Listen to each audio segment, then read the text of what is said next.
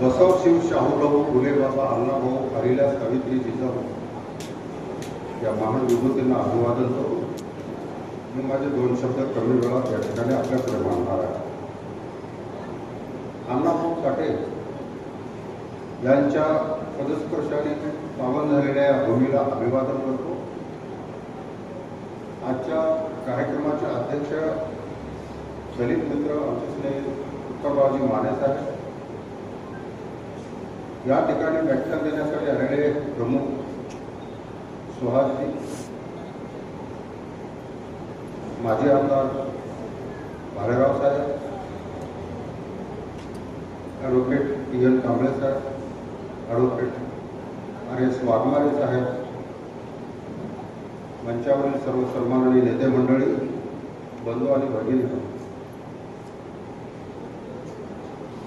1 August 1971 अहमदपूरच्या भूमीमध्ये आपण अण्णाभाऊ साठेच्या जयंतीचं रोप लावलं. आज 54 वर्षाखाली आपण या ठिकाणी जयंती साजरी केली. कारण अण्णाभाऊ येऊन गेलेला बोलबाला, दसवाडीमध्ये राहिलेला बोलबाला, दुर्गे मामा, कांबळे मामा, देशमुख, गोडके या सर्वांनी त्यांना मदत केलेली आणि ते नेमकेच निवर्तले. 18 जुलै 1969 ते गेले. 1 वर्ष मध्ये गेला. 71 आपण जयंतीची सुरुवात केली. मी आपल्या सर्वांचं संयोजकाचं या ठिकाणी अभिनंदन करतो. मला खूप आवडलेलं आहे.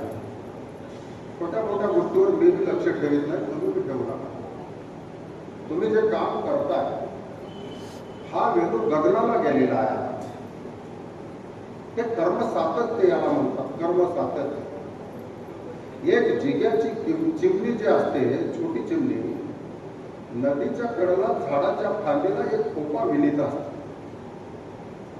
तो खोपा पूर्ण होईपर्यंत ती चिमणी ते खोपा सोडून जात नाही आणि पूर्ण झाल्याशिवाय त्याच्यात अंडे सुद्धा देत नाही.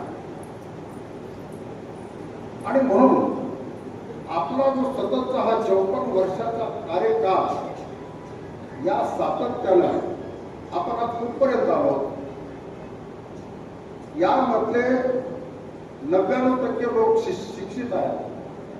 स्वाजी आमच्या महाराष्ट्रामध्ये लातूर जिल्हा एज्युकेशनच्या बाबतीत टॉप लेवलवर आहे. आमच्या प्रत्येक दलिताच्या घरी 4 ग्रॅज्युएट, पोस्ट ग्रॅज्युएट आहे. आम्ही कमी नाही, कुणालाही कमी नाही, ज्ञानाला बी कमी नाही. त्याची चिंता आम्हाला नाही. आम्ही कुणालाही पाणी पाहू शकतो. फक्त एक गुण आहे मधला, काम खेचायचा तो जरा कमी करावा. याला मी अवगुण म्हणणार नाही. पण सहजपणे जाता जाता एखाद्या झाडाचं पान घ्यायचं, चुरगळायचं, ते काय आपल्याला काय बोलत नाही, करत नाही. पण हे आपली सवयच आहे ना, पान घेऊन चुरगळायची. तिला जरा थांबावं लागेल. आपल्या एवढं शहाणच कोणी नाही हो. मी खरं सांगतो तुम्हाला, आपल्या एवढं शहाणं कोणी नाही. कारण का, तुम्ही एका शहाण्या वंशाचे माणसा, हे लक्षात ठेवा. या भारताचं नाव जम्बूद्वीप आहे. हे जांब ऋषीमुळे पडलेलं आहे. हे माहित आहे तुम्हाला. श्रीकृष्णाची बायको जांबुवंती देवी आहे. हे तुमच्या खानदानाची आहे. श्रीकृष्णाचा गुरु सांदीपनी ऋषी तुमच्या खानदानाचा आहे. या देशाला स्वातंत्र्य मिळवून दिल्याशिवाय राहणार नाही. जगेल तर देशासाठी, मरेल तर देशासाठी ही स्वातंत्र्याची शपथ घेणारा लहुजी वस्ताद तुमच्या खानदानाचा आहे. छत्रपती शिवरायांनी पुरंदर किल्ला सांभाळण्याची जबाबदारी ज्याच्याकडे दिली होती ते 6वे खानदान आहे. तुम्हाला गुरुच लागत नाही हो. तुम्ही खुद गुरु आहात. फक्त आपल्या आत्म्याची चावी मोकळी करून ते कुलूप मध्ये बघायचं. आम्ही कुणाकुणाचे आहोत ते. भांडण अशी झाली आहे की वाघाचं पिल्ले आहे आणि सोडलं मेंढरामध्ये. प्या प्या प्या मेंढरात तरी फिरायला. आपण आपले खूप स्टेबल आहोत. माइंडच्या दृष्टिकोनातून आपल्या एवढं स्टेबल कोणीच नाही. कारण आपल्याकडे 3 गोष्टी आहेत. सतत मेहनत, इमान आणि विश्वास. या जगातलं सर्वात मोठं धन जर कोणतं असेल तर ह्या 3 गोष्टी आहेत आणि ते तुम्ही सांभाळल्या आजपर्यंत सांभाळलेल्या आहेत. आणि त्याच्या जीवावरच मी आमदार झालो, बाजीराव साहेब आमदार झाले, सावंतकर आमदार झाले, बरेच आमदार आणि खासदार झाले. अलीकडे थोडं डळमळीत झालं, काय हरकत नाही, तसं होतंय कधी कधी, त्याची चिंता बी करायची नाही. म्हणून अण्णाभाऊ साठेच्या जीवनावरचा अभ्यास खऱ्या पद्धतीने करायचा असेल तर मी म्हणेन अण्णाभाऊ साठे हे जगातलं एक आश्चर्य नवल आहे, नवल. अहो, 12वर शिकलेला माणूस 12वर पुस्तकं लिहितो, पण ज्यानं शाळेचं दार बघितलं नाही असा माणूस 35 कादंबऱ्या, 6 कथा, नाटक, छकडी, पोवाडे, स्टॅलिनग्राडचा पोवाडा, लेनिनग्राडचा पोवाडा, अमळनेरचा पोवाडा, पंजाबचा पोवाडा, बंगालचा पोवाडा, तेलंगणाचा पोवाडा, दिल्लीचा पोवाडा, प्रवास वर्णन आणि 7 चित्रपट आहेत या ग्रस्ताचे, 7 सिनेमे. अण्णाभाऊंनी 4था फकीरा चित्रपटामध्ये काम केलेलं आहे.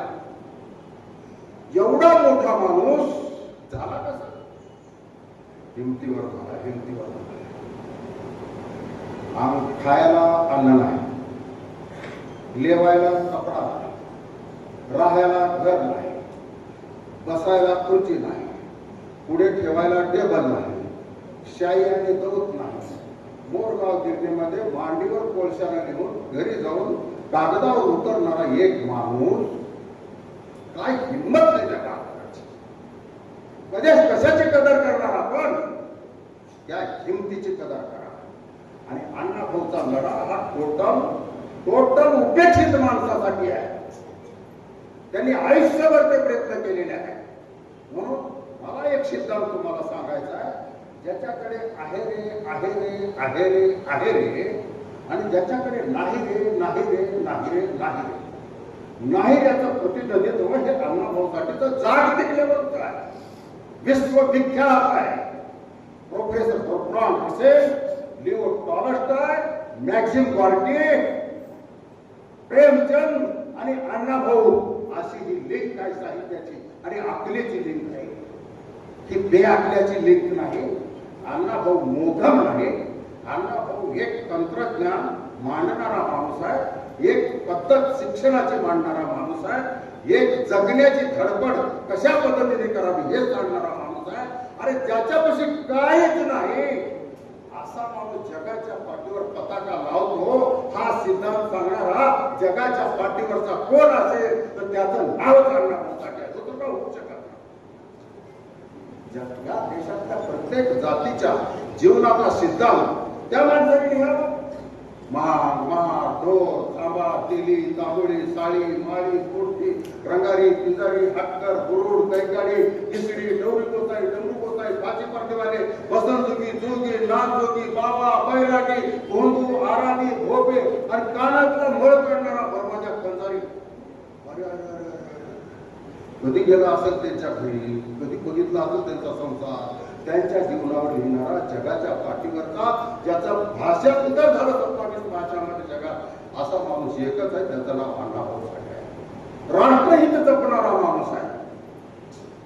माझा देश सुजलाम सुफलाम व्हावा अशी मला रोज स्वप्ने पडतात. ही मंगल स्वप्ने पाहत पाहत मी लिहित असतो. मी कल्पनेचे पंख लावून आकाशात नाराज नाही. त्या बाबतीत मी स्वतःला मंडूक समजतो आणि म्हणून माझा तर असा दावा आहे की ही पृथ्वी शेषाच्या मस्तकावर उतरली नसून श्रमिकाच्या तळहातावर उतरली आहे, असा सिद्धांत सांगणारा जगाच्या पाठीवरचा साऱ्या अंधश्रद्धेला तोडून लावणारा एकच माणूस आहे, त्याचं नाव अण्णाभाऊ साठे.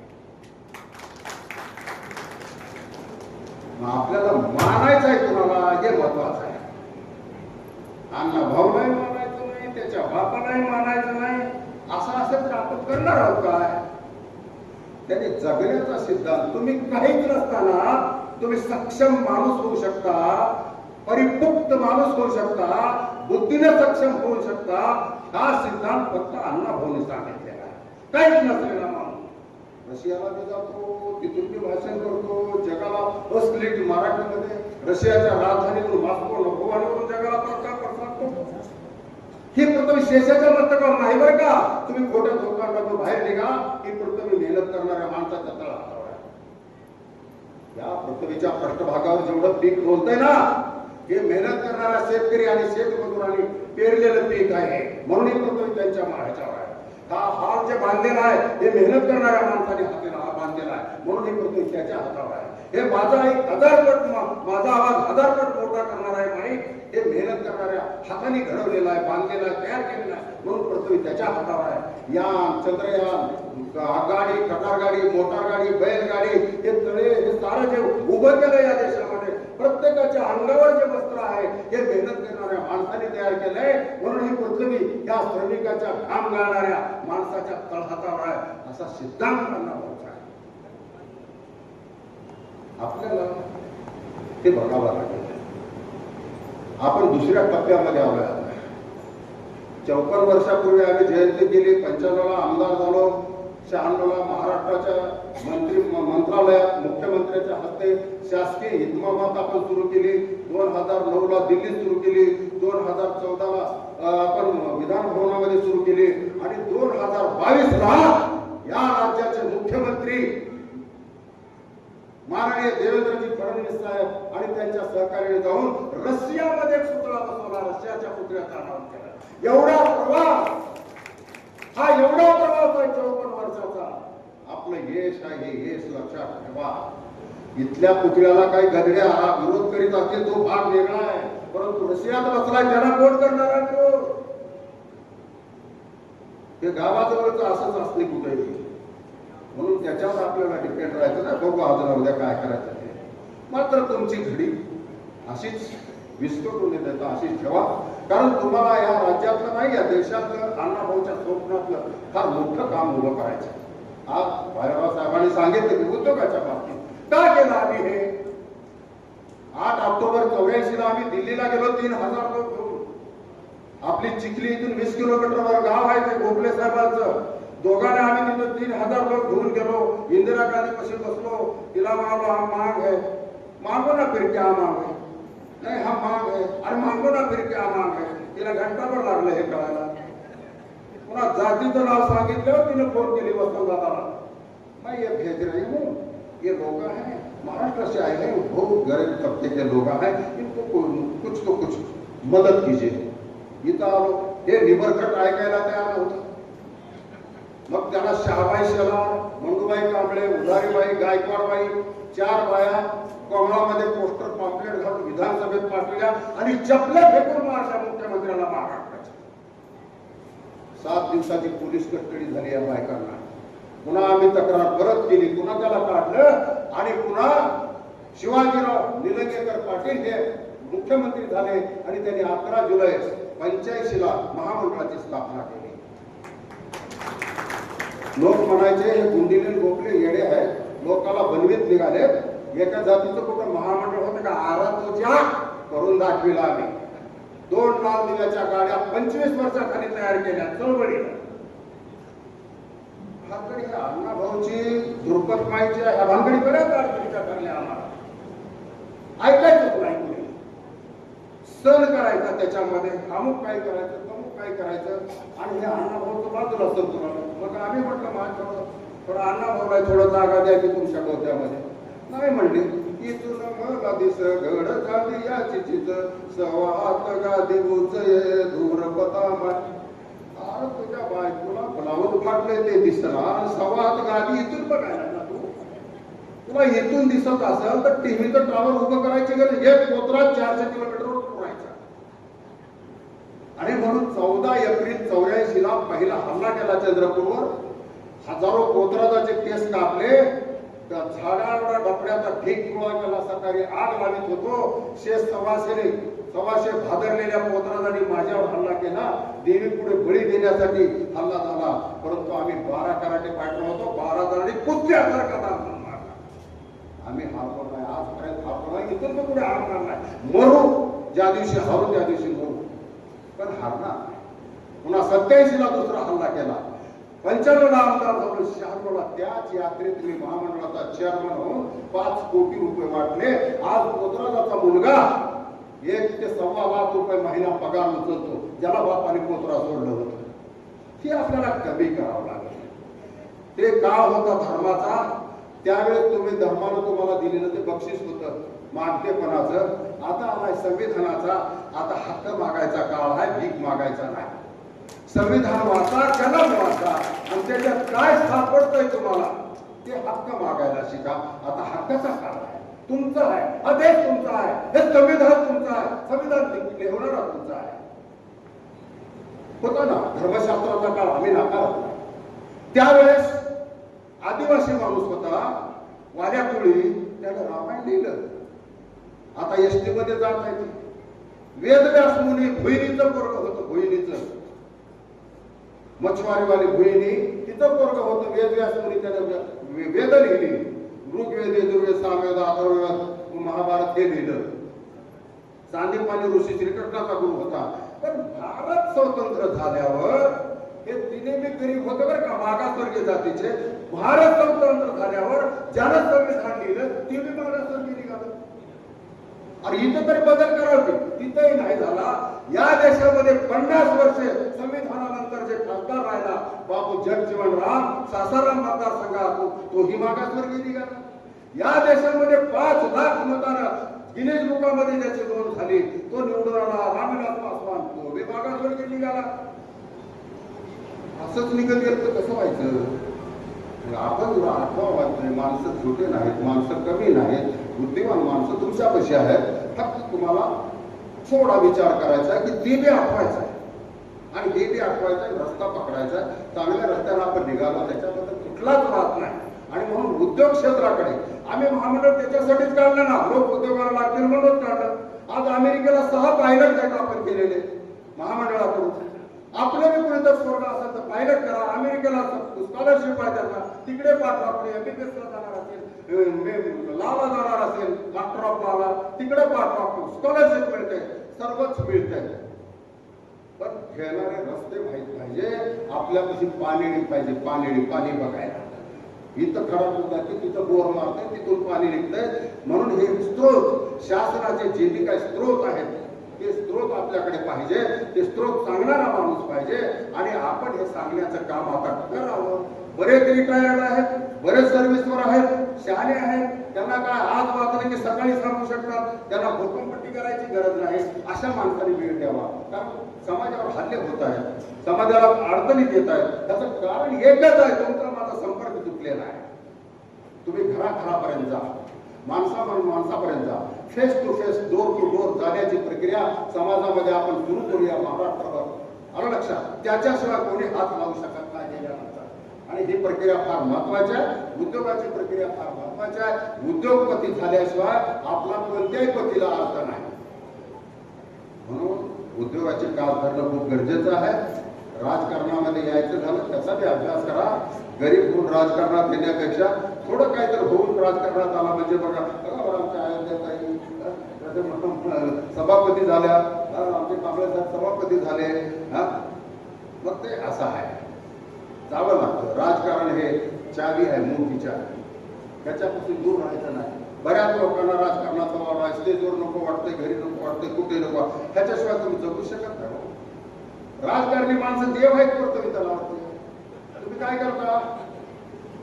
आपल्याला मारावं लागेल. ते तुम्ही समाजाचं काम नंबर 1 वर करा, राजकारणाचं काम नंबर 2 वर करा. बाकीचं आपण बघून घेऊ सारं काय राहिलं ते. कारण घरामध्ये स्वयंपाकाचं मुख्य सामान आणलं की लिंबू कांदा पुन्हा आणता येत आहे. आणि म्हणून हा विषय अत्यंत महत्वाचा आहे. मला 1978ला अण्णाभाऊ साठे स्मारक समितीवर घेतलं होतं शासनाने. अर्जुनराव कस्तुरे त्याचे अध्यक्ष होते, समाज कल्याण मंत्री. आपले यशस भोसले साहेब कुलगुरू होते त्याच्यावर.